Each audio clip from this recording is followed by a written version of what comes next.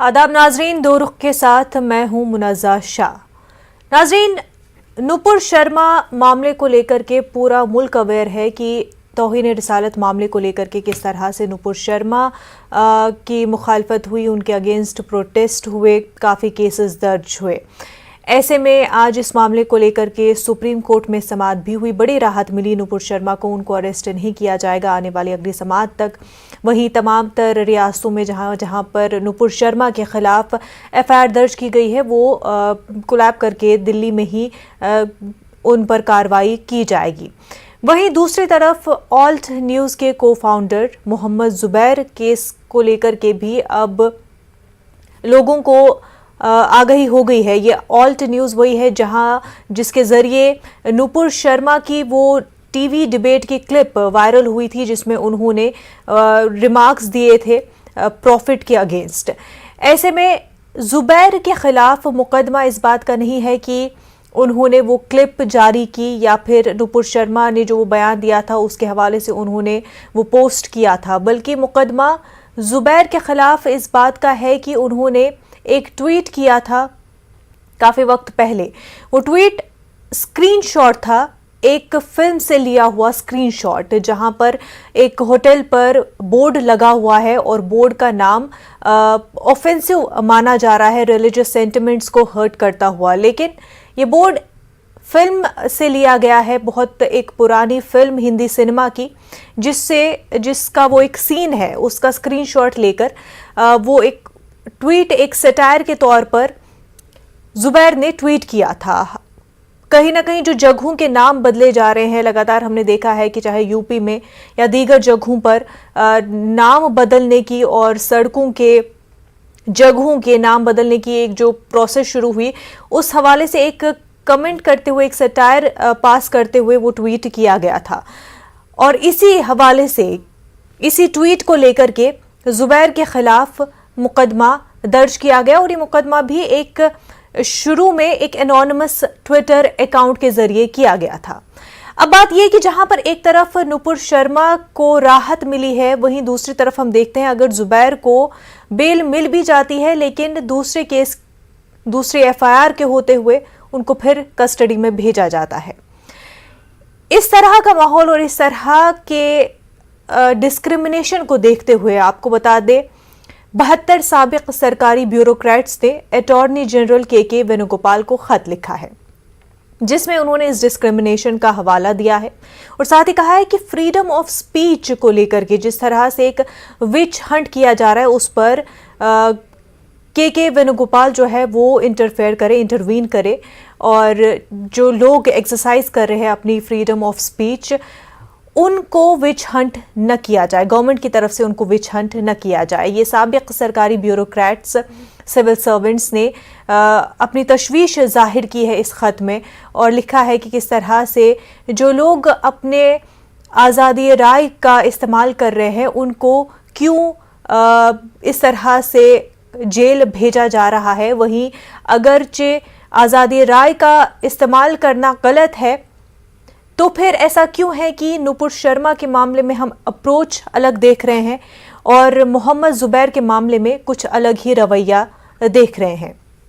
आपको बता दें, इससे पहले भी कई एक्टिविस्ट ने मोहम्मद जुबैर के हवाले से ये कहा था कि ह्यूमन राइट्स, जो बेसिक राइट्स है, उनके खिलाफ वर्जी हो रही है क्योंकि जो केस मोहम्मद जुबैर के अगेंस्ट है उस पर अरेस्ट होना ही नहीं चाहिए था। और ये जो साबिक जज है उनका भी मानना है, जो एक्सपर्ट्स है, एडवोकेट्स है, उनका भी ये मानना है कि जो केस दर्ज किया गया है उस पर इस तरह से कार्रवाई नहीं होनी चाहिए थी। लेकिन जहां हम देख रहे हैं कि एक तरफ बेल अगर जुबैर को मिल भी जाती है उसके बाद उनको फिर से अरेस्ट किया जाता है, वहीं दूसरी तरफ नुपुर शर्मा जिनके खिलाफ कई एफआईआर दर्ज की गई और उनके खिलाफ कोई कार्रवाई, अरेस्ट अब तक नहीं किया गया। वहीं हमने देखा था कि पहले जहां सुप्रीम कोर्ट ने बहुत ही हार्श रिमार्क नुपुर शर्मा के बयान के बारे में, स्टेटमेंट के बारे में दिया गया था कि जिस तरह के हालात मुल्क में इस वक्त हो रहे हैं उसकी जिम्मेदार कहीं ना कहीं नुपुर शर्मा भी है। जो गैर जिम्मेदाराना स्टेटमेंट उन्होंने दिया उस वजह से मुल्क में हालात बिगड़ गए हैं। जो मुल्क की हम आहंगी है उसको ठेस पहुंची है, जो भाईचारा है उसको ठेस पहुंची है। उस रिमार्क के बाद नुपुर शर्मा ने ये कहा कि ये रिमार्क, ये ऑब्जर्वेशन आने के बाद उनको और थ्रेट्स मिले हैं, उनको जान का खतरा है, तो ऐसे में उनको प्रोटेक्शन दी जाए। तो इंटरिम प्रोटेक्शन नुपुर शर्मा को मिल जाती है, बहुत बड़ी राहत मिल जाती है।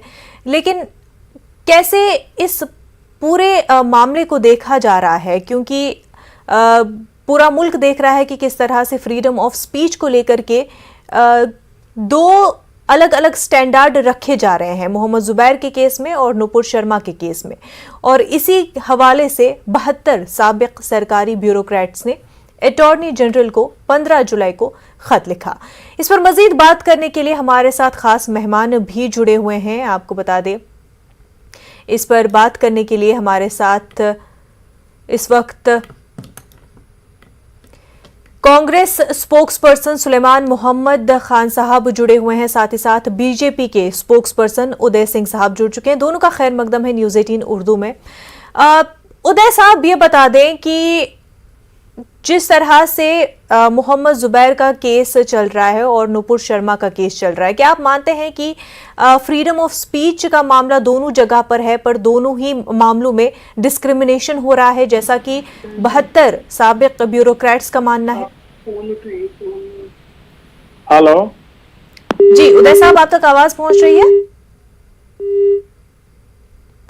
उदय साहब से फिर से राब्ता बनाने की कोशिश करेंगे, उनसे हमारा राब्ता मुनक़ता हो गया है। सुलेमान साहब, आप किस तरह से देख रहे हैं, क्योंकि तशवीश जाहिर की है, कंसर्न जाहिर किया है सिविल सर्वेंट्स ने, जो साबिक ब्यूरोक्रेट्स हैं उन्होंने, और उनका ये मानना है कि जो फ्रीडम ऑफ स्पीच है उसको कर्ब किया जा रहा है, ऐसे में एक विच हंट चल रहा है।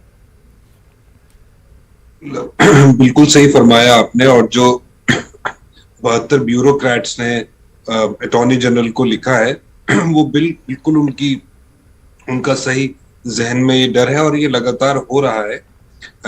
देखिए, अलग अलग पैरामीटर्स हैं, अलग अलग पैमानों से लोगों को जज किया जा रहा है। एप्लीकेशन ऑफ लॉ जो है, कानून को इस तरह लागू करा जा रहा है कि नुपुर शर्मा के लिए जो कानून है वो बड़ा लचीला है और जुबैर के लिए इतना सख्त है कि अगर उसकी अरेस्ट की भी जरूरत नहीं है या एफआईआर रजिस्ट्रेशन की भी जरूरत नहीं, तब भी उसको अरेस्ट करे लिया जा रहा है उस ट्वीट के लिए जो कई साल पहले उन्होंने करी थी और एक फिल्म का वो स्क्रीनशॉट है। और अगर पुलिस को अरेस्ट, देखिए कानूनी तो बातें बहुत है, जैसे आर्टिकल 19 कॉन्स्टिट्यूशन का कहता है freedom of speech and expression, आपका राइट है, आप कुछ भी बोल सकते हैं। उसके एक्सेप्शंस भी हैं, उस एक्सेप्शंस में नुपुर शर्मा आती है। अगर वो ये कहे बीजेपी के प्रवक्ता के वो भाई नुपुर शर्मा के पास भी आजादी थी, तो वो ऐसी आजादी नहीं थी कि आप ऐसी कोई बात कहें जिससे किसी के सेंटिमेंट्स या कोई वायलेशन हो जाए लॉ का, या किसी के सेंटिमेंट्स हर्ट हो, रिलीजियस सेंटिमेंट बतौर खास, और वो क्राइम हो इंडियन पीनल कोड में। इसी तरह से अरेस्ट के भी पैरामीटर्स के सेक्शन 41A अरेस्ट की पावर से कब कर सकते हैं। जुबैर को बिल्कुल गैर कानूनी तरीके से अरेस्ट किया गया है और नुपुर शर्मा ने सामने से क्राइम किया है जिसकी वजह से भारत के रिलेशन दुनिया भर में खराब हुए और एक खराब इमेज गई हमारे देश की, पूरी दुनिया में हमारे मुल्क की खराब इमेज गई। मुख्तलिफ मुल्कों ने उस पे एतराज जताया कि जिस तरह की बातें उन्होंने, मायूब बातें कही। तो मेरा ये मानना है कि देखिए, नुपुर शर्मा को तो महीना 1.5 महीने से ज्यादा हो गया इस क्राइम को करे हुए और जिस तरह की उन्होंने बातें कही हैं, लेकिन उन्हें किसी पुलिस ने अरेस्ट नहीं किया। सुप्रीम कोर्ट ने जो उनकी पिछली पिटीशन भी थी जो उनसे विड्रॉ करा ली गई थी, उसमें भी जस्टिस सूर्यकांत और दूसरे जस्टिस पार्डीवाला ने कहा था कि उन्हें आप अरेस्ट नहीं कर पा रहे क्योंकि आप अरेस्ट करना ही नहीं चाहते। एक्चुअली पुलिस अरेस्ट नहीं करना चाहती, इसलिए नहीं कर रहे अरेस्ट। और जुबैर को, जिसका कोई अरेस्ट का केस ही नहीं बनता था, उसको अरेस्ट करके आपने जेल में डाल दिया। और उसके बाद जुबैर के ऊपर मल्टीपल एफआईआर हो रही है। एक एफआईआर में वो बेल कराता है तो दूसरी में अरेस्ट हो जाता है। नुपुर शर्मा के ऊपर मल्टीपल एफआईआर हैं लेकिन वो अरेस्ट नहीं होती हैं। किसी स्टेट की पुलिस आई भी अरेस्ट करने तो कॉपरेट नहीं करा जाता है। तो इस तरह से जो पैमाना है, पैरामीटर है लॉ एनफोर्समेंट का, वो बिल्कुल अलग है। बीजेपी अपने जो उनका नैरेटिव या प्रोपेगेंडा या झूठ या पॉलिटिकल जो उनके एम्बिशंस हैं, उसको जो अचीव करने के लिए किसी तरह की भी स्टेटमेंट दे रहा है, किसी तरह का भी काम कर रहा है, उसको प्रोटेक्ट कर रहे हैं। और अगर कोई आदमी सरकार को क्रिटिसाइज कर रहा है या सरकार की अकाउंटेबिलिटी को तय कर रहा है या बता रहा है, तो वो अरेस्ट हो जाता है, उसके ऊपर एफआईआर हो जाती है। हत्ता ये कि सेडिशन की एफआईआर हो जाती थी अभी तक, जब तक सुप्रीम कोर्ट ने उस सेडिशन पे एफआईआर रजिस्ट्रेशन पे रोक ना लगा। लेकिन सुलेमान साहब, वहीं ये बात बार बार कही जा रही है कि नुपुर शर्मा को जान का खतरा है, उनके सर कलम करने की बात की जा रही है, उनको थ्रेट्स दिए जा रहे हैं इस वजह से कि जबकि उन्होंने एक डिबेट में जो बहुत ही स्पॉन्टेनियस बात कही थी, उसको लेकर उनको इतने ज़्यादा जानलेवा थ्रेट्स मिल रहे हैं। क्या उनको प्रोटेक्शन नहीं मिलनी चाहिए? देखिए, दो बातें। पहली, आपने अभी अल्फाज इस्तेमाल किया स्पॉन्टेनियस। देखिए, वो स्पॉन्टेनियस नहीं था। उन्होंने तो बाकायदा, जिस तरह से उन्होंने कहा है, वो बाकायदा बोलने के लिए बैठी थी।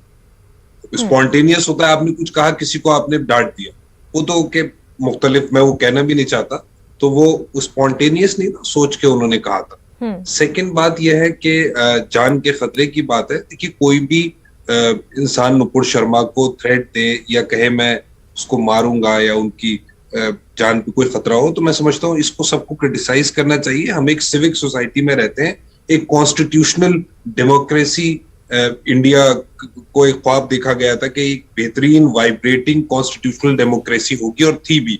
आजकल हमें लग रहा है कि कॉन्स्टिट्यूशन पे और डेमोक्रेसी पे और कॉन्स्टिट्यूशनल डेमोक्रेसी पे खतरे की तरह चीजें बढ़ती जा रही हैं। लेकिन किसी भी कॉन्स्टिट्यूशनल डेमोक्रेसी में किसी को जान से मार दो, इसकी गर्दन काट दो, इसकी गोली मार दो, ये कोई जस्टिफाई नहीं कर सकता। जो लोग भी थ्रेट कर रहे हैं वो बिल्कुल गलत है, उनके खिलाफ कार्रवाई होना चाहिए। हाँ, थ्रेट परसेप्शन क्या है, थ्रेट एनालिसिस कौन कर रहा है, कौन एजेंसी है, ये डिबेट की और डिस्कशन की बात हो सकती है। मान ली इन्वेस्टिगेशन या सिक्योरिटी एजेंसी जो भी है, पुलिस है या कोई भी जांच एजेंसी है, उसे लगता है नुपुर शर्मा ने कोई कंप्लेंट दी कि मुझे जान का खतरा है, लोग धमकी दे रहे हैं ट्विटर पे, इस पे, उस पे, तो और लगता है उन्हें, तो उन्हें प्रोटेक्शन होना चाहिए। भाई, किसी का थ्रेट परसेप्शन है और एजेंसीज उसको एनालाइज करके कहती है कि ये मारी जा सकती है, तो कोई भी ये नहीं कहेगा कि इसको प्रोटेक्शन ना दो। ये थोड़ी कोई चाहेगा कि नुपुर शर्मा घर से निकले और कोई उनके ऊपर अटैक कर दे। अगर वाकई में थ्रेट परसेप्शन है और थ्रेट है उनको, तो प्रोटेक्शन मिलना चाहिए। लेकिन हाँ, जिस तरह से कानून ने, उसी दिल्ली पुलिस ने जिसको उन्हें अरेस्ट कर लेना चाहिए था, वो इसमें ज्यादा इंटरेस्टेड है कि उनको प्रोटेक्शन मिले। हाँ, प्रोटेक्शन भी मिले। मैं समझता हूँ अगर अरेस्ट कर लेती तो उससे ज्यादा प्रोटेक्टेड तो कहीं रहती ही नहीं, आराम से जेल में रहती, प्रोटेक्टेड रहती। सर, ये बता दीजिए कि जहां पर हम थ्रेड्स की बात कर रहे हैं, क्योंकि सोशल मीडिया के थ्रू ज़्यादातर मैसेज ट्वीट्स होते हैं, ऐसे में ये बताएं कि क्योंकि मोहम्मद ज़ुबैर के हवाले से भी ट्वीट्स बहुत ज़्यादा हैशटैग का ट्रेंड जो चलता है वो भी हुआ है, तो ऐसे में हम किस तरह से देखें कि एक तरफ अगर ट्वीट्स और मैसेजिंग नुपुर शर्मा के केस में होती है और वो एक थ्रेट के तौर पर देखा जा रहा है, वहीं पर अगर ज़ुबैर के अगेंस्ट इस तरह से ट्वीट्स जारी चलते हैं, उसको हम एज अ थ्रेट कंसिडर नहीं करते।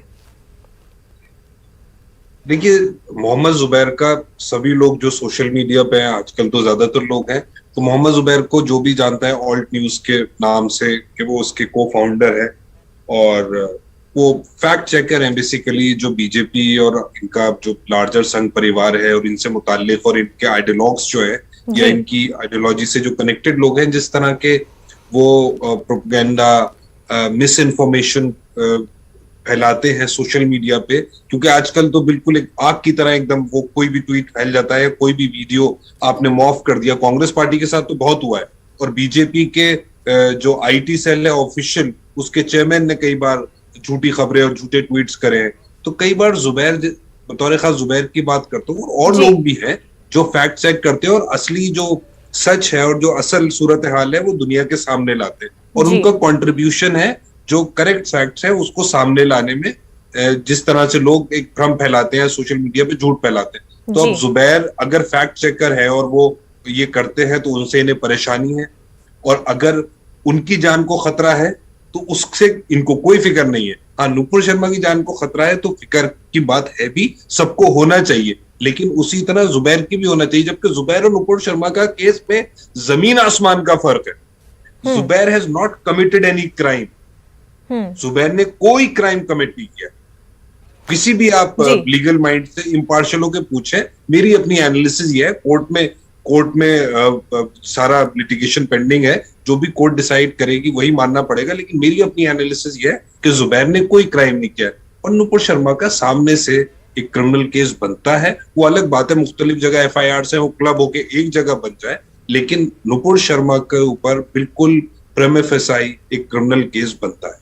तो ठीक, उनका कोई उदय सिंह कंपैरिजन साहब नहीं है। हमारे बट साथ हम जुड़ गए हैं। फिर उदय भी सिंह कहते साहब, हैं कि अगर नुपुर आप शर्मा तक को हमारी आवाज पहुंच पा रही है तो आपसे जानना चाहूंगी कि जो लेटर लिखा गया है 72 एक्स ब्यूरोक्रेट्स की तरफ से के वेणुगोपाल को, उसमें ये जो डिस्क्रिमिनेशन है, जिस तरह से नुपुर शर्मा के केस को हैंडल किया जा रहा है और जिस तरह से मोहम्मद जुबैर के केस को हैंडल किया जा रहा है, उस पर कंसर्न जताया गया है। दोनों में इतना फर्क क्यों? देखिए, आपने जो प्रश्न उठाया है, मैं आज 2-3 दिनों से इसको जानने का कोशिश कर रहा हूँ। जी, मैंने इंडियन एक्सप्रेस में 16 तारीख को एक आर्टिकल छपा था, द बैड इन लॉ, उसे भी पढ़ा था और उसमें हमने देखा था जो नुपुर शर्मा ने अपने सारे मामलों को एक जगह करने के लिए, क्लब करने के लिए रिक्वेस्ट किया था ऑनरेबल एपेक्स कोर्ट से, तो उसको एपेक्स कोर्ट ने ठुकरा दिया था। जबकि प्लेस ऑफ ऑकरेंस और जो भी मामला था वो एक ही था और उस पर अलग अलग जगहों पे नुपुर शर्मा पे एफआईआर किया गया था। साथ ही साथ जो आप देखी होंगी अर्नव गोस्वामी के मामले को और एक पार्टी के प्रवक्ता के मामले पर भी ऑनरेबल कोर्ट ने बड़ा ही उसमें स्पष्ट तरह से जजमेंट दिया है कि दोनों को एक तरफ नहीं ट्रीट किया जा सकता है। एक पार्टी का प्रवक्ता सामने वालों के लिए बहुत सारा हैरेसिंग वर्ड्स यूज करता है और एक जर्नलिस्ट को, दोनों को एट पार नहीं रख सकता। हमें बड़ा ये विडंबना लग रहा है जो ये 72 सीनियर ब्यूरोक्रेट्स, जिनके विषय में मैं बहुत ज्यादा विरोध में बोलना नहीं चाह रहा हूँ इस मंच से, पता नहीं किस परिस्थिति में उन लोगों ने ऐसा लिखा कि फ्रीडम ऑफ स्पीच जो है उस पर बीच हंटिंग नहीं होनी चाहिए। मेरे समझ से यहाँ पे एक पक्ष की बात को रखा गया है, पूरी तरह से तथ्यों को सामने नहीं लाया गया है। आपको एब्सोल्यूट फ्रीडम ऑफ स्पीच नहीं है, ऐसा नहीं है कि आप absolute freedom of speech enjoy कर रहे हैं और सामने वाले के भावनाओं को आहत कर रहे हैं अपने स्पीच के द्वारा। आप राष्ट्र हित की बात को अनदेखा कर रहे हैं। अगर नुपुर शर्मा ने किसी तरह की कोई गुस्ताखी की, जी, अगर नुपुर शर्मा ने कोई गुस्ताखी की, प्रॉफिट के ऑनर के खिलाफ कोई बात कह करके, तो दूसरे ने भी गुस्ताखी की, अगर किसी डेटी का मजाक उड़ा रहा है तो यहाँ निष्पक्ष बातें होनी चाहिए। जी बिल्कुल सर, लेकिन आप जो बात कर रहे हैं, एक तरफ नुपुर शर्मा जिन्होंने ऑन एयर टेलीविजन डिबेट में ये रिमार्क्स दिए जिसकी वजह से दीगर ममालिक ने वर्ल्ड वाइड, बिल्कुल मिडिल ईस्ट कंट्रीज में और कई कंट्रीज की तरफ से ऑब्जेक्शन हुआ, लेकिन सर वो गिरफ्तारी नहीं हुई, नुपुर शर्मा की गिरफ्तारी नहीं हुई। जबकि मोहम्मद जुबैर ने बहुत टाइम पहले एक ट्वीट किया था, वो भी एक फिल्म सीन का स्क्रीनशॉट था। आपकी बात को मैं पूरी तरह समझ रहा हूं, आप मेरी बातों को पहले पूरी तरह सुन लें। ये गिरफ्तारी होना और नहीं होना ये जुडिशरी का मामला है, ये हमारे और आपके विशेष पे नहीं है। हम अगर चाहें कि अभी आपको हम गिरफ्तार कर लें इसलिए कि आप हमारे भावनाओं को ठेस पहुंचा रही हैं, तो ये मेरे विशेष पे नहीं है, ये जुडिशरी का इशू है, ये कानून पे डिपेंड कर रहा है। ये इसमें बहुत सारे सिचुएशंस इन्वॉल्व हैं और आज तो ऑनरेबल सुप्रीम कोर्ट ने कह दिया कि उनको अमुक तिथि तक गिरफ्तार नहीं करना है। अब प्रश्न उठता है कि अगर जुबैर को किसी मामले में गिरफ्तार किया गया है और उन पर कोई कार्रवाई चल रही है, तो ये जुडिशरी डिसाइड करेगी कि उनका जो बेल का पक्ष है वो मजबूत है, उनको बेल दिया जाए नहीं दिया जाए। लेकिन जो आप तथ्य कह रही हैं, तो आपको you do not have absolute freedom of speech की आप बैठ करके जो मन में आए। Justice Madan B Lokur retired जज है सुप्रीम कोर्ट के, जस्टिस मदन बी लोकुर, वो लिखते हैं कि ये जो मोहम्मद जुबैर के खिलाफ चार्जेस किए गए हैं, इनकी लीगल स्क्रूटनी भी नहीं हो सकती है, ये कोई चार्जेस है ही नहीं। साबिक जजेस जो सर रिटायर्ड जजेस है सुप्रीम कोर्ट के, वो ये कहते हैं कि ये कोई केसेस नहीं बनते हैं जुबैर के खिलाफ, और ये विशेष साइकिल है जहां पर एक बार बेल मिल जाती है और तुरंत रफ्तार से ही एफआईआर करके वापस से उन्हें कस्टडी में भेजा जाता है। ये कोई विशेष साइकिल नहीं है। ये अगर कोई गिरफ्तार हुआ है, अगर किसी को कहीं लॉ के तहत कोई सुविधा लेना है तो बिल्कुल कोर्ट ऑफ लॉ एग्जिस्ट कर रहा है, जहां पे कॉमन प्रैक्टिस है, वहां पे लोग जाते हैं, वहां पे प्रे करते हैं जस्टिस के लिए। और अगर नुपुर शर्मा ने प्रे किया है तो जुबैर भी प्रे करेंगे, और इस तरह की बातें करके आप जुडिशरी को डिमोरलाइज कर रही हैं। नहीं, मैं जुडिशरी का ही हवाला दे रही हूँ सर, ये मेरी बात नहीं है, ये जस्टिस मदन बी लोकुर और उनके अलावा और कोई रिटायर्ड जजेस की बात है। नहीं तो आप you are questioning your judiciary. I am giving you the statement from retired judge only. Yes, you are giving me a statement, but the honorable judge is questioning the judiciary because the matter is pending before the judiciary. Let the judiciary decide that what is to be done there. अगर एक तरफ नुपुर शर्मा ने prophet Mohammad के विरुद्ध किसी बात को बोला जो उनके शान में गुस्ताखी की, तो हम लोग सारे लोग उनके बातों को कंडेम कर रहे हैं। ठीक उसी तरह से दूसरे का भी ये मानना होना चाहिए, ये मान्यता होनी चाहिए कि सामने वाले की भावनाओं को आप आहत नहीं करें। ऐसा नहीं है कि आपको अगर फ्रीडम ऑफ स्पीच है तो ये एब्सोल्यूट फ्रीडम ऑफ स्पीच है और आप बैठ करके जो इच्छा हो वो बोलें और किसी की भावना के बारे में कोई आप परवाह ही नहीं करें। ये पता नहीं किस सोच के तहत ये बातें आई है। सुलेमान साहब क्या कहेंगे कोर्ट में? जी क्या कहेंगे सर? देखिए, ये तो सेटल्ड प्रोपोजिशन है और ये कोडिफाइड लॉ है कॉन्स्टिट्यूशन में कि आर्टिकल 19 के एक्सेप्शंस भी है कि आपकी एब्सोल्यूट फ्रीडम नहीं है। बिल्कुल ठीक बात है, इसमें कोई शक नहीं है और बिल्कुल इन्होंने ठीक कहा, हमारी इस पे डिस्कशन भी हुई है। लेकिन जहाँ तक नुपुर और जुबैर का, दोनों के केसेस काफी डिफरेंट फुटिंग पे है। जुबैर का इसलिए मैं कह रहा हूँ डिफरेंट फुटिंग पे है क्योंकि वो जो ट्वीट उन्होंने किया है, जो स्क्रीनशॉट है, वो किसी मूवी का बाकायदा मूविंग सीन है जी। मैंने भी देखा, आपने भी देखा होगा यूट्यूब पे कि वो एक्टर और एक्ट्रेस देखते हैं उसको होटल को और फिर वो देखते हैं कि ये होटल का नाम कैसे बदल गया जी। तो मैं समझता हूँ कि जो 83 या 84 की ये मूवी है, उसके डायरेक्टर, एक्टर्स जो भी आज हयात हो, जिंदा हो, उनके खिलाफ तो सबसे पहले कार्रवाई होना चाहिए। मतलब मेरा ये कहना है क्योंकि क्रिमिनल लॉ में लिमिटेशन चंद ही ऑफेंसेस का है जो लॉ ऑफ लिमिटेशन लगता है कि भाई 40 साल पुराने मुकदमे पे भी एफआईआर रजिस्टर हो सकती है, सब्जेक्ट टू दी कंडीशन कि उसका जो सेंटेंस हो, इम्प्रिजमेंट हो, वो ज्यादा हो।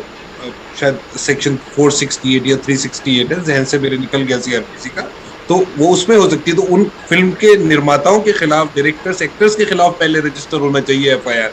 जुबैर ने तो सिर्फ उसका स्क्रीनशॉट लेके ट्वीट किया है और वो भी 4 साल पुराना। और जुबैर की अरेस्ट इसलिए गलत है, मैं कहता हूँ इसलिए गलत है क्योंकि जुबैर से कोई भी चीज की रिकवरी नहीं होना थी। इन्वेस्टिगेशन के लिए बुला के सिर्फ जिस डिवाइस से, मोबाइल से या लैपटॉप से उसने ट्वीट किया था वो सीज होना था। बाकी तो एडमिटेड पोजीशन है, उसके ट्विटर अकाउंट से ट्वीट हुआ है, तो उसको अरेस्ट करके आप इन्वेस्टिगेशन क्या कर रहे हैं उससे? क्योंकि इन्हें फिर बाद में लार्जर कॉन्स्पिरेसी और मुख्तलिफ चीजों में न्यूज चलती है, इस वजह से करते, तो उसकी अरेस्ट ही इलीगल है। और अगर उसके अगेंस्ट एफआईआर 4 साल पुरानी ट्वीट पे है तो 1983 की उस फिल्म के जितने भी एक्टर्स, डायरेक्टर्स, प्रोड्यूसर्स हैं उनके खिलाफ भी रजिस्टर होना चाहिए। और नुपुर का मुकदमा बिल्कुल मुख्तलिफ है और इसको सरकार ने ही माना, बीजेपी ने उन्हें सस्पेंड भी किया। हमारे फ्रेंडली रिलेशन डिफरेंट कंट्रीज के साथ खराब हो रहे थे और इस वजह से बिल्कुल अलग है। वो अलग बात है कि नुपुर को एक प्रिविलेज ट्रीटमेंट मिला पुलिस की और बीजेपी सरकार की तरफ से कि वो अरेस्ट ही नहीं हो पाई, और जुबैर 4 साल पुराने मामले में खटाक से उसको अरेस्ट कर लिया गया। तो ये बड़ा फर्क है, इसको देखने की बात है। इसी क्या आप अग्री करते हैं कि नुपुर शर्मा को एक प्रिविलेज्ड साइड मिला, एक स्पेशल ट्रीटमेंट मिला? क्योंकि इससे पहले हमने देखा था सर, सुप्रीम कोर्ट के रिमार्क्स बहुत हार्श थे जिस तरह से आए थे, और ये भी कहा गया था कि जो हालात बने हुए हैं उस वक्त, जिस तरह से राजस्थान में मामला भी पेश आया था, तो ये भी कहा गया था कि उनके लिए जिम्मेदार है। तो इस तरह के हार्श रिमार्क्स थे, पर क्या आप मानते हैं कि स्पेशल ट्रीटमेंट नुपुर शर्मा को दिया जा रहा है? आप ऐसे विषय पे डिबेट कर रही हैं जिस विषय पे बहुत कुछ बोलना हमें उचित इसलिए नहीं प्रतीत होता है कि मामला सब जुडिस है, मामला ऑनरेबल कोर्ट के समक्ष है। जो भी इश्यूज जो आप रेज कर रही हैं या हम लोग जिस पे डिबेट कर रहे हैं, हम लोग एक तरफ अगर अपने बातों को रख रहे हैं तो दूसरे तरफ हम लोग जुडिशरी के ऊपर प्रश्न चिन्ह खड़ा कर रहे हैं। आप अगर कह रही हैं, आप अपने मशीनरी को सर भी क्वेश्चनेबल बना रही हैं। क्वेश्चन कोई नहीं कर रहा है नहीं, मैं आपको नहीं, I am not charging you, in fact I am also a part of that because I am participating with you in this debate, I am not charging you. In fact, I am telling simply that if a matter is pending before an honorable court, if an honorable court is looking after it, then we should not discuss it in such a manner that the Sir, that applies to every matter then. That applies to every legal matter then. Then the channels have to shut down. Evening debates are mostly these days आप of बोलने दीजिए, political issues only. Please आप जरा हमें बोल लेने दीजिए. हमें ये लग रहा है कि किसी सारे मुद्दों पे होगा. हेलो जी सर, आप या तो उन्हें बोलने दीजिए या हमको बोलने पूरा नहीं सर, लेकिन यहाँ पर बात यह है ना कि ये कंसर्न जो है ब्यूरोक्रेट्स, एक्स ब्यूरोक्रेट्स ने उठाया है. They must be having, x bureaucrats ने जिन चीजों को उठाया है उन चीजों को उनको और स्पष्ट करना चाहिए कि जो बातें आ रही है सामने, ये फ्रीडम ऑफ स्पीच का उनको एब्सोल्यूट राइट नहीं है. अगर नुपुर शर्मा ने किसी के सेंटिमेंट को इंज्योर किया है तो इनकी बातों से भी अगले का सेंटिमेंट इंज्योर हो रहा है. अगर उन्होंने गलत किया, उनके ऊपर कार्रवाई हुई, तो दूसरे ने कैसे सही कर दिया? Does he have the absolute right कि आप बैठ करके दूसरे के किसी बातों को आप फैलाएं और तरह तरह की बातें करें? Sir they are talking about how both the cases have been handled. तो ये जो कंसर्न है जो जताया जा रहा है, उस पर उन्होंने ये दरख्वास्त की है अटॉर्नी जनरल को कि देखा जाए कि किस तरह से क्या डिस्क्रिमिनेशन हो रहा है, क्या दोनों केसेस को एक ही तराजू में तोला जा सकता है और उस पर फिर पुलिस का भी क्या कुछ रोल रहता है. सुलेमान साहब, उदय साहब, आप दोनों का बेहद शुक्रिया हमारे साथ बात करने के लिए.